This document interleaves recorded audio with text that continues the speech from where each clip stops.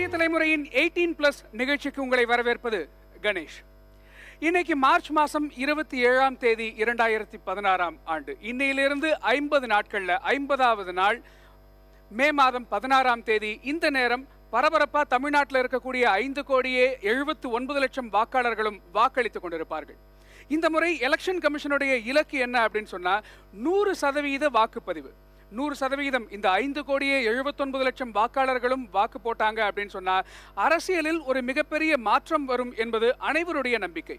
இந்த வாக்காளர்களை பொறுத்த வரைக்கும் 234 தொகுதிகளிலும் வெற்றியை தீர்மானிக்க போகிறவர்கள் அப்படின்னு யார் அப்படின்னு சொல்லி பார்த்தா 23% இந்த 5,79,00,000 இளைஞர்கள் தான் இருக்கிறார்கள்.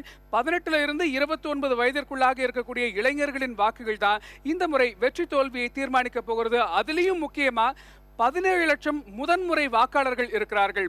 முதல்ல தங்களுடைய வாக்கை செலுத்த போகும் வாக்காளர்கள் என்னோட இருக்கக்கூடிய இந்த கல்லூரி மாணவர்களைப் போல இந்த 17 லட்சம் பேர் தான் இந்த முறை வெற்றி தோல்வியை தீர்மானம் செய்ய போகிறார்கள். ஆக முதன்முறை வாக்காளர்களுடைய அரசியல் அறிவு எப்படி இருக்கிறது, அரசியல் புரிதல், செய்தியை உள்வாங்கும் திறன் இவர்களுக்கெல்லாம் எப்படி இருக்கிறது அப்படிங்கிறத பரிசோதனை செய்யும் ஒரு முயற்சி தான் இந்த 18+ நிகழ்ச்சி. இன்றைக்கு நான் சென்னையில் இருக்கக்கூடிய மெட்ராஸ் காலேஜ் ஆஃப் சோஷியல் ஒர்க்ஸில் இருக்கிறேன். சமூக சேவையை ஒரு கல்வியாகவே எடுத்து படிக்கக்கூடிய இந்த முத்தான மாணவர்களுக்கு மத்தியில் நான் இருக்கிறேன். அரசியலின் முதல் படியே சமூக சேவை தான் அப்படின்னு சொல்லும் பொழுது இவர்கள் நிச்சயமாக அரசியலில் ஒரு மிகப்பெரிய மாற்றத்தை கொண்டு வரக்கூடிய மாணவர்கள். நாளைக்கு எத்தனையோ மிகப்பெரிய தன்னார்வ தொண்டு நிறுவனங்களாக இருந்தாலும் சரி, அரசு துறைகளாக இருந்தாலும் சரி, மக்களுக்கான நல்வாழ்வுக்கான பல்வேறு முயற்சிகளை முன்னெடுக்க போகிற மாணவர்கள் இவர்கள் தான். இன்றைக்கு இவங்க கிட்ட தான் நாம பேச போகிறோம். நம்முடைய நிகழ்ச்சியை தொடங்குவதற்கு முன்பாக இங்க இருக்கக்கூடிய சில மாணவர்கள் வாக்களிப்பதன் முக்கியத்துவம் குறித்த ஒரு வீதி நாடகத்தை அரங்கேற்ற போகிறார்கள். அதை பார்த்துவிட்டு நாம் நம்முடைய விவாதத்திற்குள் செல்லலாம்.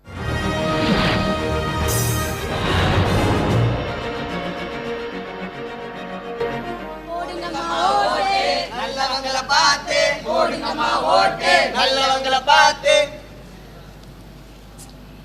யாருமா வீட்ல? பாத்திரம் கூட கழுவ விடாம காலையில வந்துட்டானுங்க. அம்மா வணக்கம். வணக்கம். யார் நீங்க? இந்த வாட்டி நம்ம தொகுதியில நான் தான் எம்எல்ஏவா நிக்கிறேன். சரி. இந்த வாட்டி நீங்க கன்ஃபார்மா நம்மளுக்கு ஓட்டு போட்டணும். ஓட்டு போட்டா என்ன பண்ணுவீங்க? ஓட்டு போட்டா உனக்கு சுடிதார் வாங்கி தருவோம். ஆமா. உங்க புருஷனுக்கு வேஷ்டி சட்டை வாங்கி தருவோம். ஆமா. உங்க பையனுக்கு ஜெட்டே வாங்கி தருவோமா? ஆமா.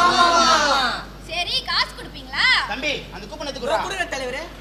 இத வச்சு நான் என்ன பண்றது? அது ஒரு எது பத்த சிட்டி ஸ்கொயர். ஆமா.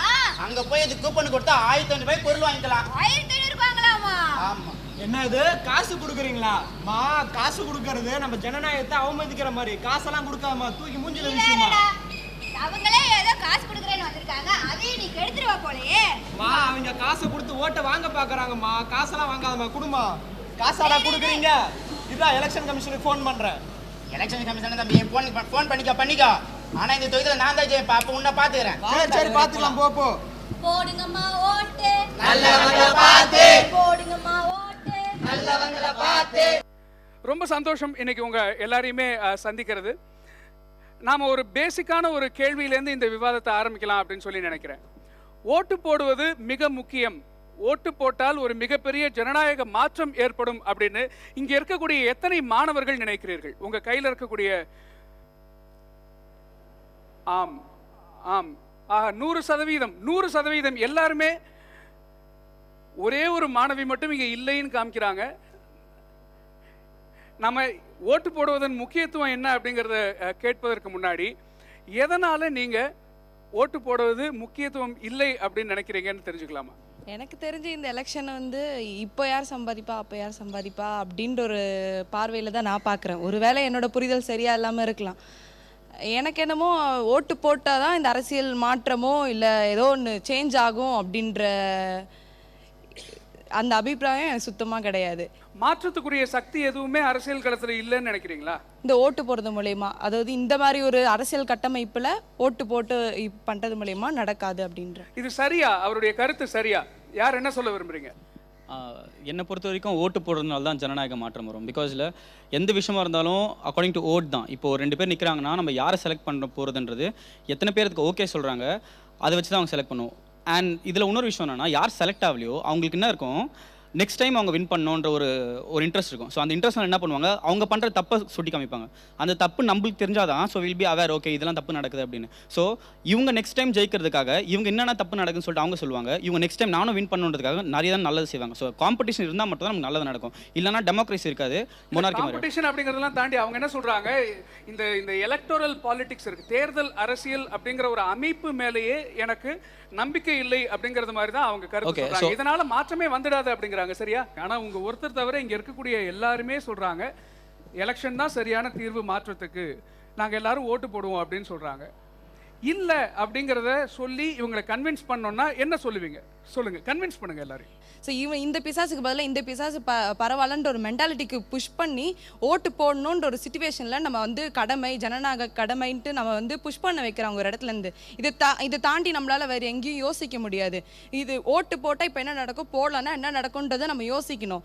ஏன் ஓட்டு போடணும், இவன் இல்லைன்னா இவனுக்கு, இவளுக்குன்னு நம்ம ஏன் ஓட்டு போடணும், அதை முதல்ல யோசிச்சு பாருங்க. நமக்குள்ளே வந்து ஆப்ஷன்ஸ் கொடுக்க வேண்டாம், நம்ம ஆப்ஷனை கிரியேட் பண்ணணும், அதை பற்றி யோசிக்கணும். இப்போ இவன் ஜெயிக்கிறான், அப்போ அவன் ஜெயிக்க மாட்டான், இவங்களுக்குள்ளேயே வந்து ஒரு உள்ள ஒரு பாலிடிக்ஸ். இவங்க யார் வின் பண்ணுவான்னு கிரிக்கெட் மாதிரி தான், இங்கே யார் வின் பண்ணுவாங்க முன்னாடியே தெரிஞ்சிருக்கும். அந்த மாதிரி தான் நான் இதை பார்க்குறேன். ஒருவேளை தப்புன்னா நீங்கள் சொல்லுங்கள், நான் தெரிஞ்சுக்கிறேன். ஓட்டில் வந்து எனக்கு நம்பிக்கை இல்லை, அப்படியெல்லாம் எனக்கு வந்து இதெல்லாம் தேவையில்லை அப்படி சொல்கிறாங்க. அப்படி பார்த்துருந்தா நமக்கு வந்து ஒரு எம்ஜிஆர் வந்திருக்க மாட்டார், நமக்கு ஒரு காமராஜர் வந்திருக்க மாட்டார், மோடி வந்திருக்க மாட்டார், ஜவஹர்லால் நேரு இருந்திருக்க மாட்டார். ஓட்டு வந்து நான் எனக்கு போடணும்னு அவசியம் இல்லை அப்படியெல்லாம் சொல்கிறது வந்து தப்பு. இந்த நாட்டில் ஒரு குடிமகனாக இருந்தால் போட்டு தான் ஆகணும், அப்படி இல்லைன்னா இங்கே இருக்கவே தேவையில்லை. நம்ம வந்து மற்றவங்களை கை காட்டுறதுக்கு முன்னாடி நம்மளை வந்து ஒரு 3 விரல் காட்டுது. ஃபஸ்ட்டு வந்து நம்மளை திருத்திக்கணும். நம்ம போயிட்டு இந்த தலைவர் அப்படி பண்ணிட்டாரு, அந்த தலைவர் இப்படி பண்ணிட்டாரு சொல்கிறத விட, நீ ஓட்டு போடுறத ஒழுங்காக போட்டனா அந்த தலைவரை ஏன் நீ குறை சொல்லணும்? நீ ஓட்டு போடுறத ஒழுங்காக போட்டால் அந்த தலைவரை குறை சொல்ல வேண்டிய வேலையே நமக்கு கிடையவே கிடையாது. தேர்ந்தெடுக்கிறத சரியாக தேர்ந்தெடுத்தனா நம்ம குறை சொல்லணும் அப்படின்ற ஒரு பேச்சே வரவே வராது. நம்ம எல்லாருமே ஓட்டு போட்டு எல்லாருமே ஓகே நான் வந்து பார்ட்டிசிபேட்டிவாக இருக்கேன், இது மாதிரி ஒரு எலெக்ஷன் வருது, ஒரு காமன் காஸ் இருக்கும் போது நான் பார்ட்டிசிபேட்டிவாக இருக்கேன்றதை காமிச்சாதான் அவங்களுக்கு பயம் இருக்கும். யாருமே 10,000 ரூபாய் கொடுத்துட்டு நீ வந்து ஆள் கேட்காம இருந்துட்டா எல்லாம் கரப்ஷன் பண்ணிட்டு தான் இருப்பாங்க. யார் என்ன எங்கே போச்சு எல்லாம் கேட்டுகிட்டே இருந்தால் தான் அவங்களுக்கு பயம் இருக்கும், அவங்க பண்ணாமல் இருப்பாங்க. நம்மளே எந்த நல்லவனுமே வந்து கேள்வி கேட்காம இருந்தால் கெட்டவனா ஆகத்தான் செய்வான். சரி, இந்த நேரத்துல ஒரு நிமிஷம், இந்த நேரத்துல எலெக்ஷன்ல நம்ம எல்லாருமே ஓட்டு போடணும் அப்படிங்கிறது நம்முடைய ஜனநாயக கடமையை செய்யணும் அப்படிங்கிற ஒரே ஒரு ரீசனுக்காகவா, அல்லது மாற்றம் வேணும் அப்படிங்கிறதுக்காகவா? நான் ஓட்டு போடணும், இப்போ அவங்க சொல்றாங்க ஓட்டு போடுறதுனால பெரிய மாற்றம் வராது, நான் ஏன் போடணும் அப்படின்னு கேட்குறாங்க. நான் என்ன கேட்குறேன்னா, ஓட்டு போடுவதன் மூலமாக மாற்றம் வரும் அப்படிங்கிற நம்பிக்கையோட ஓட்டு போடுறீங்களா, அல்லது ஓட்டு போட்டு ஆகணுமே, நம்மெல்லாம் இந்திய குடிமக்கள், நம்மளுடைய கடமை இது, நம்ம போடணுமே அப்படிங்கிறதுக்காக ஒரு கடமைக்காக ஓட்டு போடுறீங்களா? ஓகே, இதுல மாற்றம்ன்றது நீங்க எந்த விதமான மாற்றம் சொல்றீங்க? ஒண்ணு வந்து எந்த கட்சி ஜெயிக்குது அப்படின்றது ஒரு மாற்றமா சொல்லலாம். இன்னொன்னு வந்து சைக்காலஜிக்கல் சேஞ்ச், ஒவ்வொரு மக்கள் கிட்ட இருந்தாலும் சமூக மாற்றம் தேவை. சமூக மாற்றம் கண்டிப்பா இருக்கும். எல்லாருமே ஓட்டு போட்டா சமூக மாற்றம் இருக்கும். நம்ம கட்சி வைஸ் யார் இப்போ ஆள போறா, யார் ஆண்டா அப்படின்றத பெரிய மாற்றம் இருக்க போறது இல்லை. ஏன்னா தமிழ்நாடுன்னு பார்த்தா 2 பெரிய கட்சிகள் தான் இருக்கு, எப்படி இருந்தாலும் அதுதான் வரப்போகுது. அதுதான் நான் என்னோட கருத்து, அதுதான் எப்படி இருந்தாலும் அப்படிதான் வரப்போகுதுன்றது என் கருத்து. பட் சமூக மாற்றம் வந்து கண்டிப்பா வரும். ஏன்னா இப்போ இன்னும் இந்த ஜென்ரேஷன் ஃபுல்லா டேக் ஓவர் பண்ணிக்க மேபி இன்னும் ஒரு 10 வருஷமோ இல்ல 15 வருஷமோ இருக்கலாம்.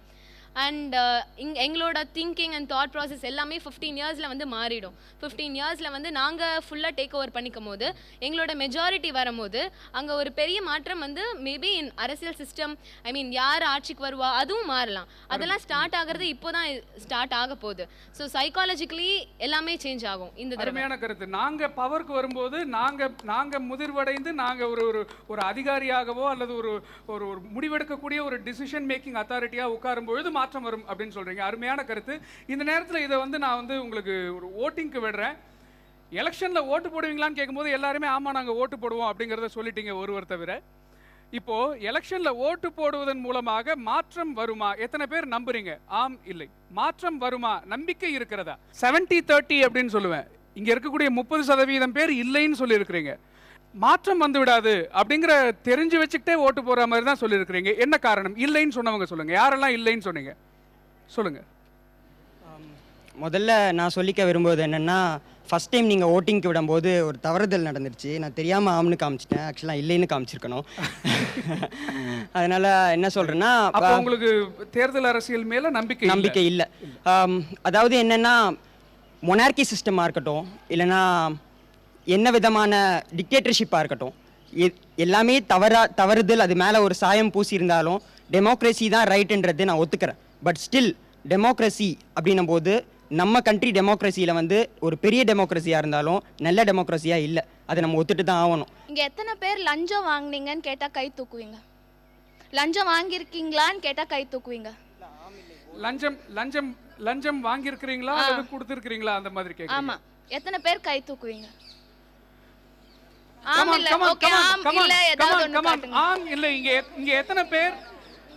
எத்தனை பேர் லஞ்சம் கொடுத்திருக்கிறீங்க ஏதாவது ஒரு சின்ன வேலையை சாதிக்கிறதுக்கு, அல்லது சில சமயங்கள்ல வாங்கி இருக்கிறீங்க? மாணவர்கள் அதுக்கான வாய்ப்பு இல்லை அப்படின்னாலும் நீங்க இந்த போர்ட் காட்டலனாலும் நான் அடிச்சு சொல்லியிருப்பேன் ஆம்னு. ஏன்னா எத்தனை பேர் அம்மா கொடுத்த கிரைண்டர் மிக்ஸி ஃபேனை வாங்குனீங்க? எத்தனை பேர் வாங்குனீங்க? கம் ஃப்ரெண்ட், நீங்க இங்க வாங்க, நீங்க வாங்க. கமான் லீட் ஓவர், கமான் கேளுங்க. சரி, எத்தனை பேர் அம்மா கொடுத்த கிரைண்டர் மிக்ஸி ஃபேன் உங்க வீட்ல யூஸ் பண்றீங்க, இல்ல அட்லீஸ்ட் லாஃப்ட்லயாவது போட்டு வச்சிருக்கீங்க? எல்லாரும் வாங்குனீங்களா? லஞ்சம்னா என்ன சொல்லுங்க எனக்கு. நம்ம கடமை பேசுங்க நல்லா பேசுறீங்க. கமான். நம்ம கடமை செய்ய ஒரு பரிசோ இல்ல ஒரு பொருளை வாங்குறது தான் லஞ்சம். ஓட்டு போடுறது நம்ம கடமையா இல்லையா? ஆம் இல்ல போர்டு ப்ளீஸ். அப்ப எல்லாம் லஞ்சம் வாங்கியிருக்கீங்களா? நீங்க எப்படி அரசியல்வாதிகளை ஒண்டி ப்ளேம் பண்ணுவீங்க சொல்லுங்க எனக்கு. ஓகே, நம்ம மாறலாம். அருமை. நம்ம வீட்டை மாத்துங்க, அப்புறம் நீங்க அரசியல்வாதிகளை போய் குறை சொல்லுங்க. இப்போ நான் அரசியல்வாதி ஆனாலும் ஒரு சூழ்நிலையில் நான் தள்ளப்படுவேன், சரியா? நான் ரொம்ப நியாயமா இருப்பேன், 100% சொல்ல முடியாது. ஏன்னா நிறைய அரசியல்வாதிகள் அந்த சூழ்நிலையில தள்ளப்படுறாங்க. கை நீட்டுறப்பதான் கொடுப்பாங்க, சும்மாவே தர மாட்டாங்க, சரியா? இதுவரைக்கும் தமிழ்நாட்டில் இல்லாத ஒரு அசாதாரணமான அரசியல் சூழ்நிலையாக ஏகப்பட்ட அணிகள் இந்த முறை இருக்கிறது. 5-6 அணிகள் தேர்தலுக்கு இருக்கும் அப்படின்னு எதிர்பார்க்கப்படுகிறது. ஆக இந்த 2 திராவிட கட்சிகளுக்கும் மாற்றாக ஒரு சில அணிகள் தங்களை முன்னிறுத்தி கொண்டிருக்கின்றன. இந்த அணிகளின் மூலமாக ஒரு மாற்றம் வரும் அப்படிங்கிற நம்பிக்கை இங்க எத்தனை பேருக்கு இருக்கிறது? இந்த தேர்தலில் மாற்றம் வருமா?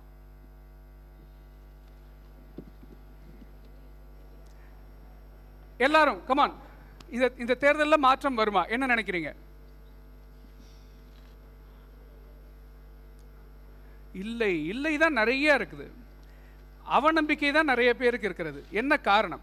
இந்த தேர்தலில் ஏன் மாற்றம் வராது அப்படின்னு நினைக்கிறீங்க? இப்போ தலைவருக்கே ரோடு ஃபுல்லாக 10,000 பேனர் தேவைப்பட்டுச்சுன்னா கீழே இருக்க மக்கள் பண்ணிக்கிட்டு தான் இருப்பாங்க.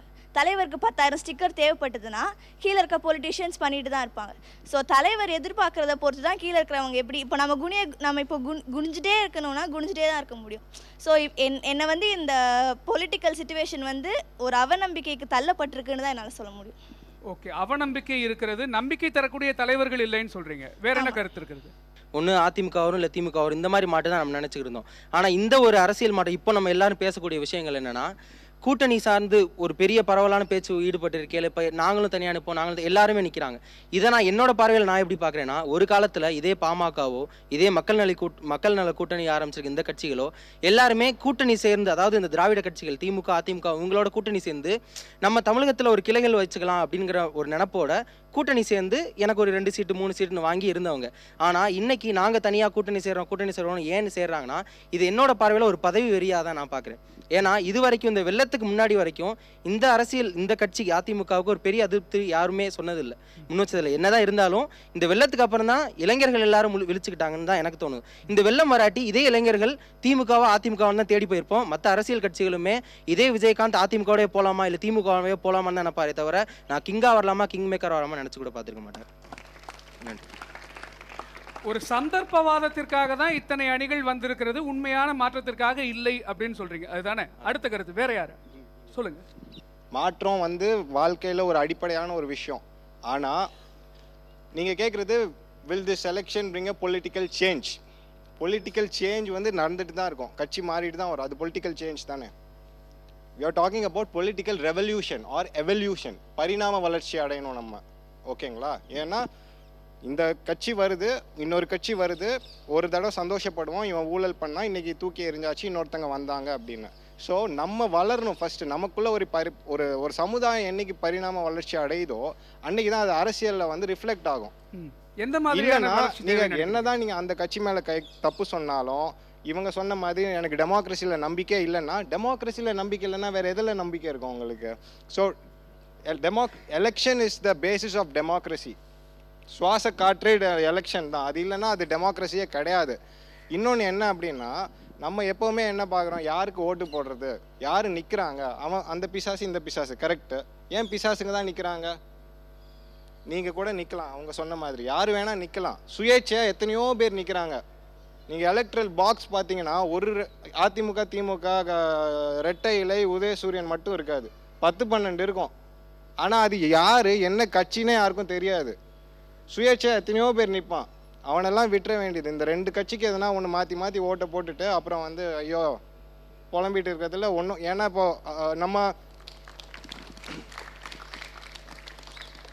அந்த பொலிட்டிக்கல் எவல்யூஷன் சொன்னதுனால இதை அடுத்த தளத்துக்கு எடுத்துகிட்டு போகிறதுக்கு நான் நினைக்கிறேன். சென்னை பெருவெள்ளத்தின் போது ஒரு மிகப்பெரிய விஷயம் நடந்தது. அதற்கு முன்னாடி வரைக்கும் இளைஞர்கள் அப்படின்னாலே ரொம்ப விளையாட்டுத்தனமாக இருப்பாங்க. வாழ்க்கையை வந்து ஃப்ரெண்ட்ஸோடு சேர்ந்து ஜாலியாக என்ஜாய் பண்ணுற ஒரு ஃபன்னியான ஒரு இளைஞர்களுக்கான அந்த தோற்றம் தான் இருந்தது. ஆனால் இந்த பெருவெள்ளத்தை பொறுத்த வரைக்கும் ஒவ்வொரு இளைஞனும் தெருவில் இறங்கி வேலை பார்த்து இளைஞர்கள் பற்றின ஒரு மிகப்பெரிய இமேஜ் சேஞ்ச் ஓவர் வந்திருக்கு. ஸோ இந்த ஒரு இமேஜ் சேஞ்ச் ஓவரை ஒரு அரசியல் சக்தியாக எடுத்து போக நம்முடைய இளைஞர்கள் தவறிவிட்டார்களா அப்படிங்கிறது தான் என்னுடைய அடுத்த கேள்வி. என்ன சொல்ல விரும்புறீங்க? இளைஞர்கள் அரசியலுக்கு வருவதை பற்றி என்ன சொல்றீங்க? இளைஞர்கள் அரசியலுக்கு வர வேண்டுமா? ஆம், இல்லை, உங்களுடைய கருத்து என்ன? 4-5 இல்லைகள் மட்டும் எனக்கு தெரியுது, மற்ற எல்லாருமே ஆம்னு சொல்லியிருக்கிறீங்க. அப்படியே கார்ட்ஸ் எல்லாம் ரெடியாக வச்சுக்கோங்க. என்னுடைய அடுத்த கேள்வியும் வாக்கெடுப்புக்காக தான் விடுறேன். இளைஞர்கள் அரசியலுக்கு வரணும்னு சொல்கிற நீங்கள் சமூக சேவையை பாடமாக எடுத்து படிக்கிற மிக முக்கியமான ஒரு எதிர்கால ஆளுமையாக இருக்கக்கூடிய நீங்கள் அரசியலுக்கு வருவீங்களா? அரசியல் உங்களுக்கு பிடித்திருக்கிறதா? அரசியலை உங்களோட கரியராக எடுப்பீங்களா? எத்தனை பேர் வருவீங்க? இல்லைன்னு சொல்கிறேன். ஆனால் நீங்கள் இளைஞர்கள் அரசியலுக்கு வரணுமான்னு கேட்கும்போது ஆம்னு சொன்னீங்க, ஆனால் இப்போ இல்லைன்னு சொல்கிறீங்க. Right, thank you. ஆம்னு நிறைய பேர் சொல்லியிருக்கிறீங்க. எனக்கு ரொம்ப சந்தோஷமாக இருக்குது. ஏன்னா இது வரைக்கும் இந்த 18+ பயணத்தில் இப்போ தான் இளைஞர்கள் நாங்கள் அரசியலுக்கு வருவோம் அப்படின்னு நம்பிக்கையோடு சொன்ன அதிகமான நபர்கள் இருக்கக்கூடிய கல்லூரியை நான் இப்போ தான் பார்க்குறேன். ரொம்ப சந்தோஷம். ஆனால் இளைஞர்கள் அரசியலுக்கு வர வேண்டுமா அப்படின்னு கேட்கும்போது ஆம் அப்படின்னு சொன்னீங்க. ஆனால் நீங்கள் அரசியலுக்கு வருவீங்களா? சமூக சேவையை பாடமாக எடுத்து படிக்கிற நீங்கள் அரசியலுக்கு வருவீங்களா அப்படின்னு கேட்கும்போது இல்லைன்னு சொன்னீங்க. ஏன் இந்த இரட்டை நிலைப்பாடு? இல்லை, என்னை விட நல்லா பண்ணுறவங்க நிறைய பேர் இருப்பாங்க. இஃப் இட் இஸ் நீடட், நான் வரணும்னு அவசியம் இருந்துச்சுன்னா நான் கண்டிப்பாக ஒரு விஷயத்தை எடுத்து பண்ணி தான் ஆகணும், நான் பண்ணுவேன். பட் தெர் ஆர் மெனி, இங்கே நிறைய என்னை விட நல்ல மார்க் வாங்குறவங்க, என்னை விட நல்ல சோஷியல் ஒர்க் செய்கிறவங்க நிறைய பேர் இருக்காங்க. அவங்களுக்கு நான் போய் கண்டிப்பாக ஹெல்ப் பண்ணுவேன். சோஷியல் ஒர்க் தானே உங்களுடைய படிப்பு? ஆமாம். அப்போ நீங்கள் எப்படி உங்களை நான் வந்து அரசியலுக்கு தகுதி இல்லாதவன்னு எப்படி நினைக்கிறீங்க? நான் அரசியலில் வந்து ஃபஸ்ட்டு நின்றா அந்த லைனில் வந்து நான் ஃபஸ்ட்டு நிற்கணும்னு அவசியம் இல்லை.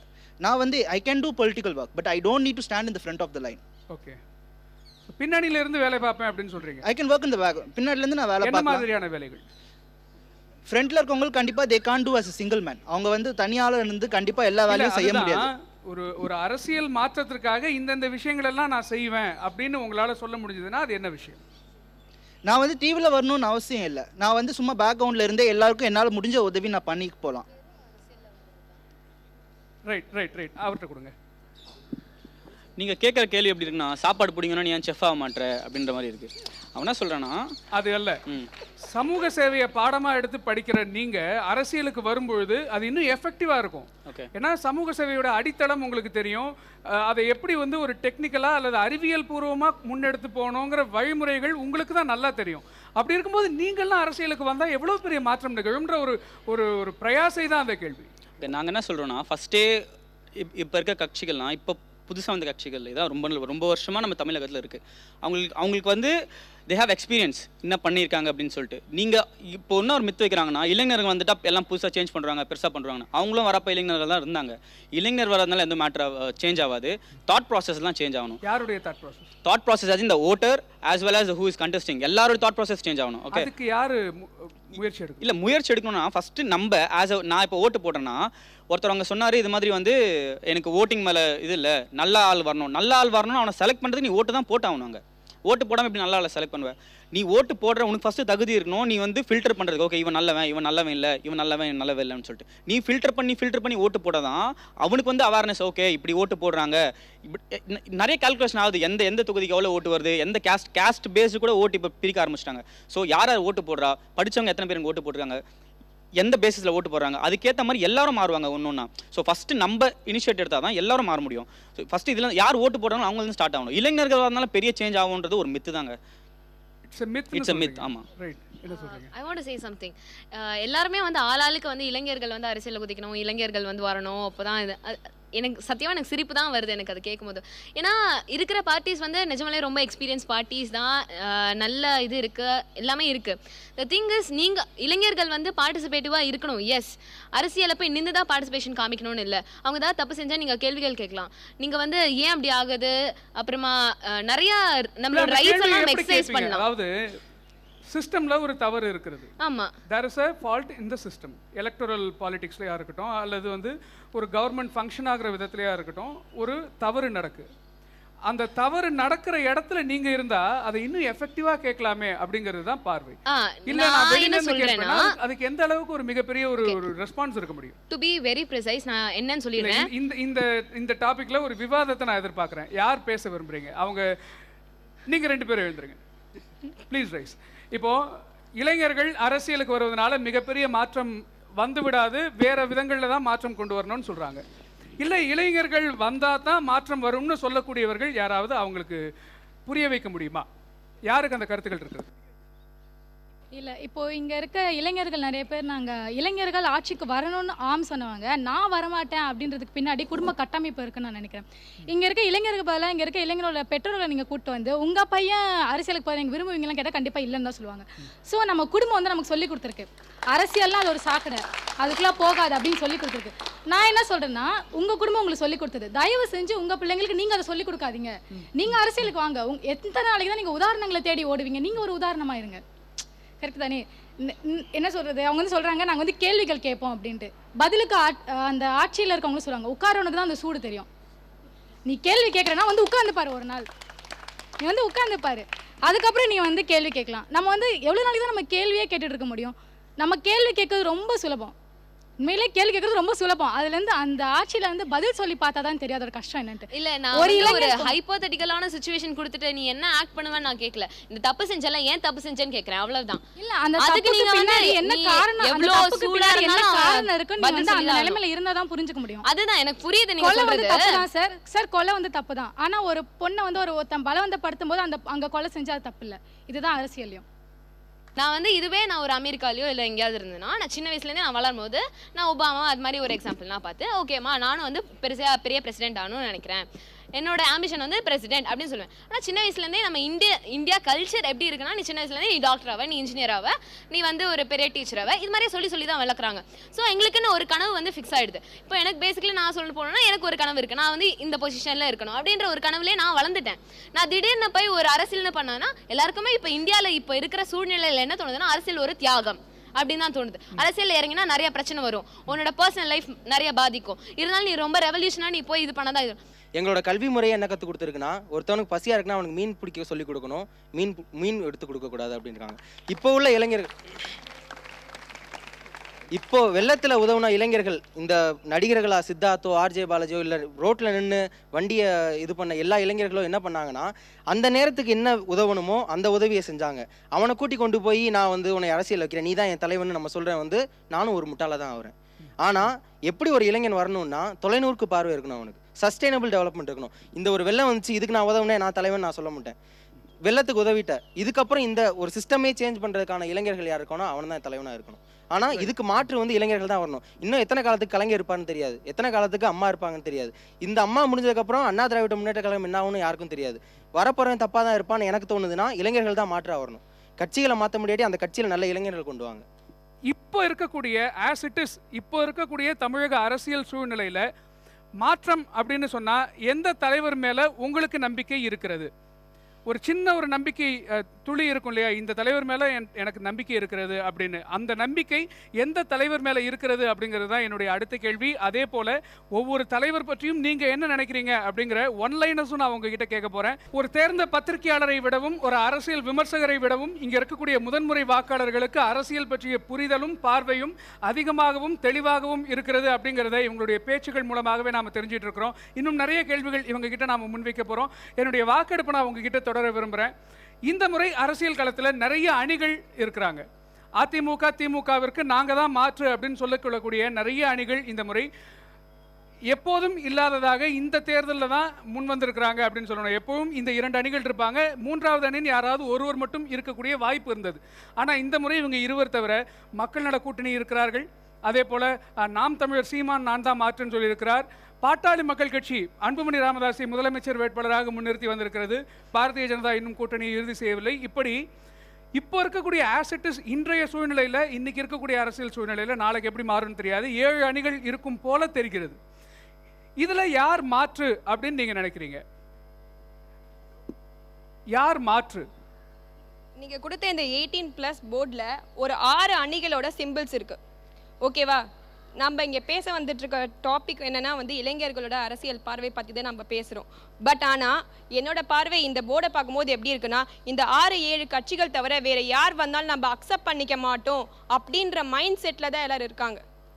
யாருக்கெல்லாம் கட்சி அங்கீகரிக்கப்பட்ட கட்சி கொடி இருக்கிறதோ, யாருக்கெல்லாம் அங்கீகரிக்கப்பட்ட சின்னம் இருக்கிறதோ அதை தான் நான் சொல்றேன். இது ஒரு எக்ஸாம்பிளா சொல்றேன். மற்றவங்களுக்கு இப்போ எங்களுக்கு படிப்பறிவு இருக்கு, ஓகேவா?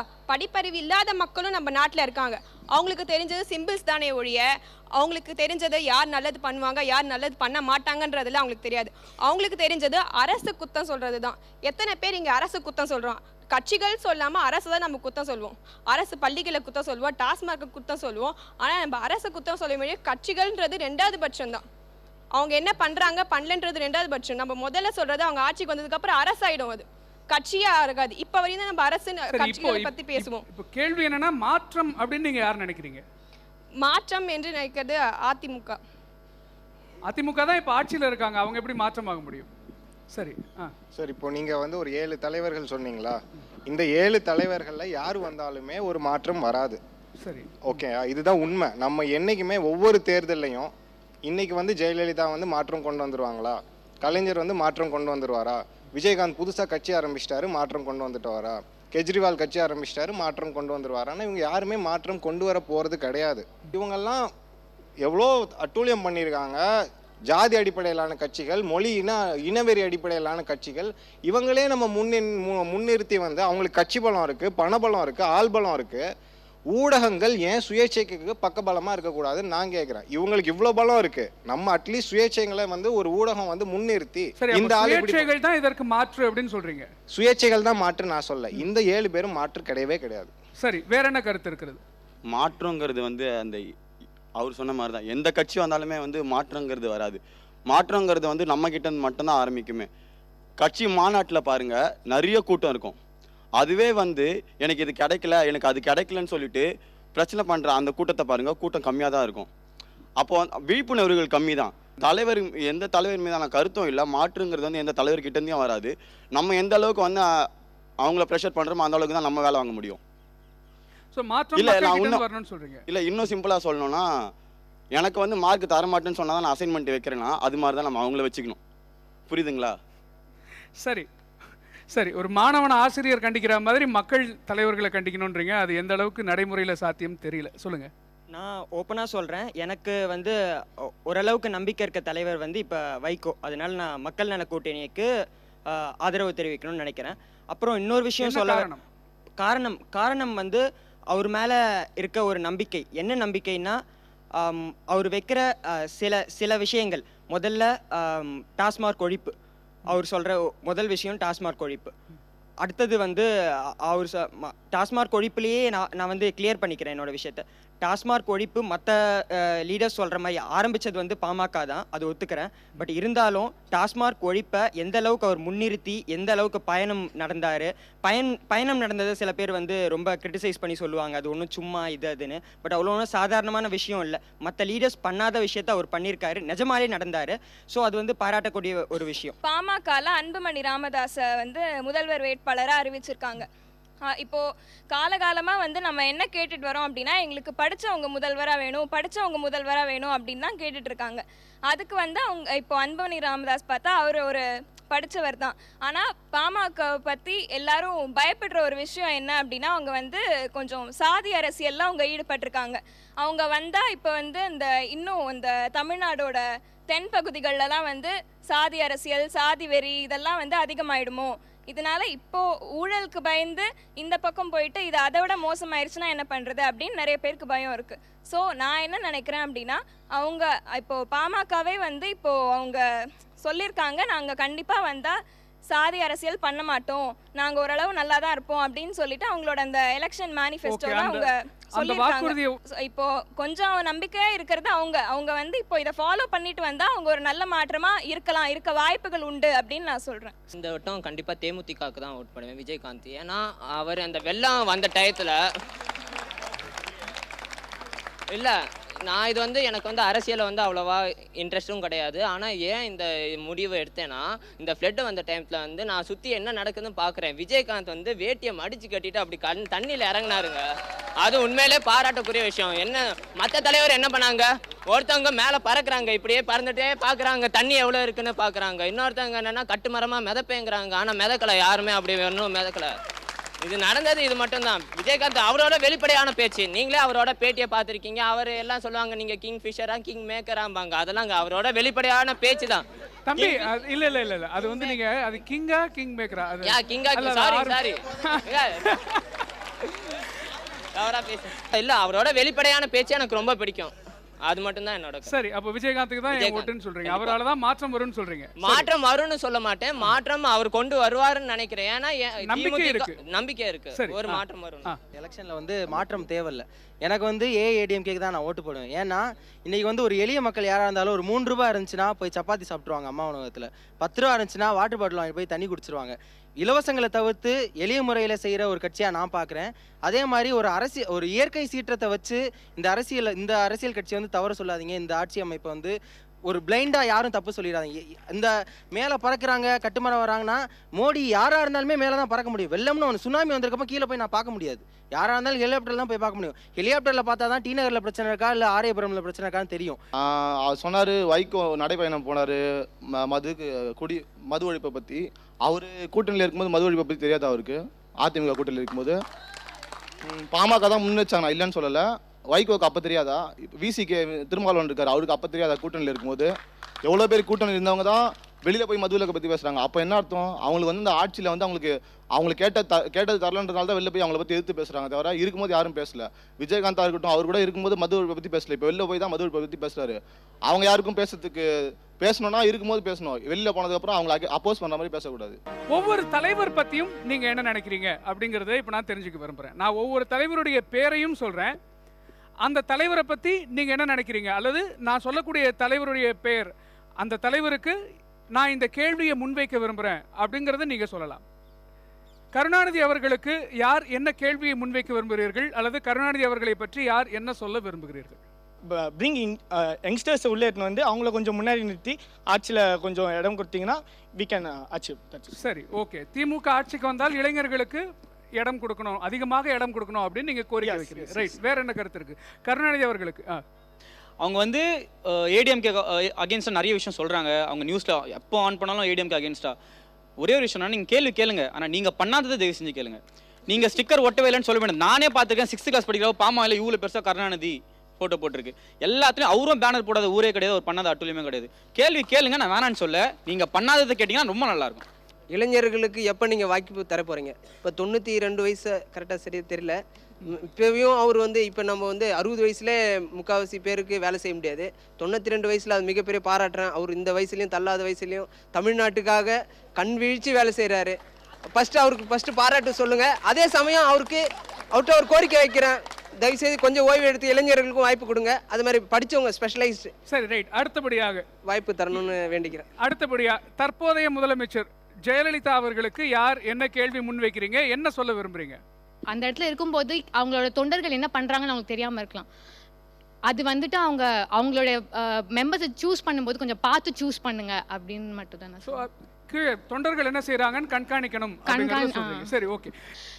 மக்கள் வந்து இப்போ ரொம்பவே லைக் அறிவோட இருந்துட்டாங்க, ரொம்ப கேள்வி கேட்குறாங்க, ரொம்ப உஷாராக இருக்காங்க. இப்போது த திங் இஸ் பப்ளிசிட்டி கொஞ்சம் குறைச்சிக்கோங்க. பப்ளிசிட்டி தேவை தான், ஆனால் இவ்வளோ தேவை இல்லை. ஏன்னா ரொம்ப கேள்வி வர ஆரம்பிச்சிருச்சு. பப்ளிசிட்டி குறைச்சிக்கோங்க. அதுக்கப்புறமா நீங்கள் கொடுக்குற அறிக்கையில் வந்து கொஞ்சம் மோர் சென்சிபிளாக லைக் டெவலப்மெண்ட் ஓரியன்டாக இல்லை ரொம்ப பிக் பிக்சராக கொடுங்க. சும்மா இது மாதிரி ஃப்ரீ அது மாதிரி கொடுத்துட்டு இருக்காதீங்க. அது மாதிரி கேட்கும்போது எனக்கு அவங்கள பிடிச்சிருந்தாலும் எனக்கே ரொம்ப கடுப்பாக இருக்கும். அடுத்தபடியாக மக்கள் நல கூட்டணி கடைசி வரைக்கும் ஒற்றுமையாக இருங்க, கண்டிப்பாக வின் பண்ணுவீங்க. நான் வந்து விஜயகாந்துக்கு தான் ரொம்ப சப்போர்ட்டிவாக இருக்க போகிறேன். அது ஏன்னா வந்து நான் சின்ன வயசுலேருந்தே ஏடிஎம்கேவும் டிஎம்கேவும் பார்த்துட்டேன் அவங்க ரெண்டு பேரும் என்ன பண்ணுறாங்க அப்படின்னு. ஸோ புதுசாக எனக்கு ஒரு புதுசாக தான் அவர் வந்து பார்க்கட்டுமே அவர் என்ன தான் பண்ணுறாருன்னு. ப்ளஸ் அவர் கொடுக்குற நியூ ஐடியாஸ்லாம் நம்புகிற மாதிரி இருக்குது. இப்போ விஜயகாந்தை பற்றி பேசுகிறாங்க எல்லாருமே. விஜயகாந்த் பற்றி ஒரே ஒரு விஷயம் தான் சொல்ல விரும்புகிறேன். அவர் பண்ணுறது எல்லாமே நல்லது தான், ஆனால் அவர் வே ஆஃப் எக்ஸ்பிரஷன், அவர் சொல்கிற விஷயம் தான் வந்துட்டு ஒரு சில இதில் இதுவாக இருக்குது அவர் சொல்கிறது. இப்போ பார்த்தீங்கன்னா ஒரு பத்திரிகையாளரே பார்த்தீங்கன்னா வாயா போயான்னு சொல்லிடுறாரு. அந்த விஷயத்தில் வந்து தனி மனிதனுக்கு வந்து ரெஸ்பெக்ட் அவர் தரமாட்டார். அப்படி தந்தாருன்னா அவர் வந்துட்டு உண்மையாக அவரோட கருத்துக்களை வந்து சீக்கிரமாக ஏற்றுப்பாங்க மக்கள் அவரோட. Okay okay okay right. அடுத்தபடியாக நாம் தமிழர் கட்சியின் சீமான், அவருக்கு என்ன கேள்வி அல்லது என்ன கருத்து? சீமானுடைய வீடியோ ஒன்று வந்துச்சு. அவர் வந்து திராவிட இதில் போயிட்டு பேசினார், கிறிஸ்டியானிட்டியை பற்றி கொஞ்சம் இழிவாக பேசிட்டாரு. தென் அவர் அப்படி பேசிட்டு திருப்பி போய் அவங்க கிறிஸ்தவர்கிட்ட போய் நின்று அவரால் ஓட்டு வாங்க முடியாது. So avoid that speeches so that he can gain the oats. அவ்வளோ. சீமான் வந்து என்னன்னா அவர் வந்து மற்ற கட்சி திமுக இதை பண்ணிட்டாங்க, அதிமுக அதை பண்ணிட்டாங்க சொல்றதோட அவங்க என்ன பண்ணாங்க அப்படின்னு சொன்னாலே அவங்க கட்சி மேலே வரும். அவங்களுக்கு ஒரு பெரிய சஜஷன் இது. எப்போ மேடைக்கு என்னன்னா மற்ற கட்சியை பற்றி பேசுகிறாங்களே தவிர இது நாள் வரைக்கும் ஏறி அவங்க கட்சி பற்றி பேசுன்னு எனக்கு கேள்விப்பட்டது கூட கிடையாது. நான் அவங்க கட்சி பற்றி பேசிட்டோம், அவங்க என்ன செய்ய போறாங்கிறத சொல்லணும் அப்படின்னு சொல்றீங்க. Right okay. இப்போ அடுத்தது வந்துருவோம். பாட்டாளி மக்கள் கட்சியின் அன்புமணி ராமதாஸ் முதலமைச்சர் வேட்பாளராக முன்னிறுத்தப்பட்டு இருக்கிறார். அவங்களுடைய கட்சியால ராமதாஸ் இருக்கிறார். பாட்டாளி மக்கள் கட்சிக்கு என்ன கேள்வி என்ன கருத்து? அவர் வந்து ஜாதி இல்லாமல் அந்த நோக்கத்தோட கட்சி இது சொசைட்டிக்குள்ளே இருக்கக்கூடாது. அவர் வந்தா எஜுகேஷன் அவர் நிறைய சொல்றாரு, ஸ்டூடெண்ட்ஸ்க்காக இது செய்வேன், அதெல்லாம் அவர் செய்யணும். என்னோட கோரிக்கை அது. அவர் நன்றி நன்றி நன்றி. இந்த நீண்ட விவாதத்தில் எனக்கு ரொம்ப நல்லா புரிஞ்ச ஒரு விஷயம் என்ன அப்படின்னு சொன்னால், உங்கள் இளைஞர்களுக்கு எப்போ அரசியல் பற்றிய விழிப்புணர்வு வந்திருக்கோ அப்போவே ஒரு மாற்றம் வந்துடும் அப்படிங்கிற ஒரு நம்பிக்கை எனக்கு இருக்குது. அதுதான் என்னுடைய கருத்து. ஏன்னா இத்தனை நாளாக இந்த சமூக வலைத்தளங்கள், ஃபேஸ்புக், ட்விட்டர், வாட்ஸ்அப் போன்ற ஊடகங்கள் வந்த பிறகு இளைஞர்கள் மத்தியில் ஒரு மிகப்பெரிய அரசியல் விழிப்புணர்வு வந்திருக்குது அப்படின்னு நான் நினைக்கிறேன். இந்த வாட்ஸ்அப், ட்விட்டர், ஃபேஸ்புக்கில் எல்லாம் அரசியல் பற்றிய துணுக்குகளை பகிர்ந்து கொள்வதற்கும், காமெடி பண்ணாலும் அரசியல் பற்றிய காமெடிகளை பகிர்ந்து கொள்வதற்கும், அதே போல் விவாதங்களை முன்னெடுப்பதற்கும் இளைஞர்கள் ஆக்கப்பூர்வமாக இதை பயன்படுத்துகிறாங்க. அதன் மூலமாக நிச்சயமாக ஒரு மாற்றம் வரும் அப்படிங்கிறது தான் எங்களுடைய கருத்து. அந்த கருத்தை சப்ஸ்டான்ஷியேட் பண்ணுறதுக்கும் இன்னும் கொஞ்சம் நம்மால் முடிஞ்ச உந்துதலை இளைஞர்களுக்கு செய்ய முடியுமா அப்படிங்கிற முயற்சி தான் இந்த 18+. ஸோ இந்த நிகழ்ச்சியில் கலந்துக்கிட்டு நிறைய கருத்துக்களை தெளிவாக சொன்னீங்க. நான் ஏற்கனவே குறிப்பிட்டது போல் எங்களுடைய தொலைக்காட்சிக்கே நிறைய அரசியல் விமர்சகர்கள், அரசியல் தலைவர்கள், நிறைய மிக மூத்த பத்திரிகையாளர்கள் வராங்க. அவங்களுக்கெல்லாம் இருக்கிறத விட ரொம்ப நல்ல ஒரு சமூக பார்வையும் ஒரு தெளிவும் அரசியல் விழிப்புணர்வும் உங்களுக்கு இருக்குது அப்படிங்கிறது தான் எனக்கு பர்சனலாக மிகப்பெரிய மகிழ்ச்சியை ஏற்படுத்தக்கூடிய ஒரு விஷயம்.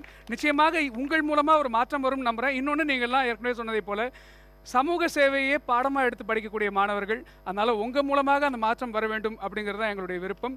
மிக்க நன்றி உங்களுடைய கருத்துக்களுக்கு. 18+ நிகழ்ச்சி மற்றும் ஒரு கல்லூரியிலிருந்து அடுத்த வாரம் தொடரும்.